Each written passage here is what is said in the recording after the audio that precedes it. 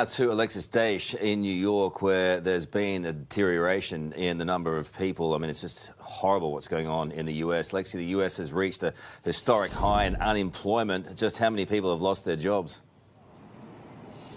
Carl, the figures today are staggering. We now know that 6.6 million Americans across the country have filed for unemployment in just the last week. That is double the number on the previous week, meaning that now almost 10 million Americans have lost their jobs in the space of 2 weeks. 10 million. That is a record high, more than the total number of job losses over the Great Recession in the late 2000s. So the economic blow still very much playing out across the country right now. And the other very dire aspect to all of this is, of course, the health system, hospitals and medical supplies. Federal officials have now said that the national stockpile of protective gear, like your gowns, your masks, your gloves, that is almost empty. And that has created this really nasty situation whereby all of the states are essentially competing with each other to try and get their hands on this gear. I heard it described the other day as like bidding for eBay. And then you've got the ventilator issues. So they are obviously the life-saving equipment in this pandemic. And this being the epicentre, the governor today said that they only have enough ventilators in New York State for another 6 days from now. Here he is. We need what we need. If a person comes in and needs a ventilator and you don't have a ventilator, the person dies. That's the blunt equation here.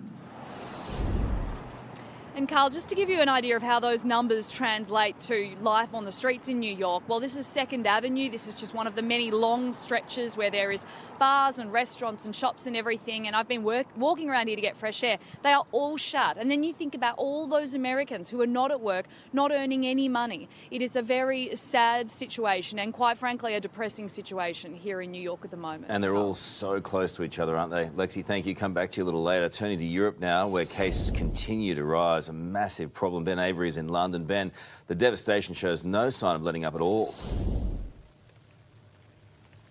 No, not at this stage, Carl. The death rate just keeps going up and up and up in many countries, including here in the UK. Another terrible day here. 569 deaths in the last 24 hours. Takes the total tally now to 2,921. Unfortunately, a similar story in Spain again today as well. The worst 24 hours there yet. 950 people lost their lives. The total tally now past 10,000 in Spain, and officials now believe they're seeing the peak of the pandemic in that country. Across Europe now, we've now seen more than 30,000 deaths. That was confirmed by the World Health Organization earlier on today. It also spoke a bit about the ages of those people, and the spokesperson said that it seems like the majority of those people are older people. Take a listen. We know that over 95% of these deaths occurred in those older than 60 years. More than 50% of all deaths were aged 80 years or older. Now, he did go on to deliver a more positive piece of news. He said there's been evidence of some people, very old people, 100 years and older, going into hospital with COVID-19, eventually coming out and making a full recovery. So perhaps one small piece of hope in what's been a terrible time here in Europe, Carl.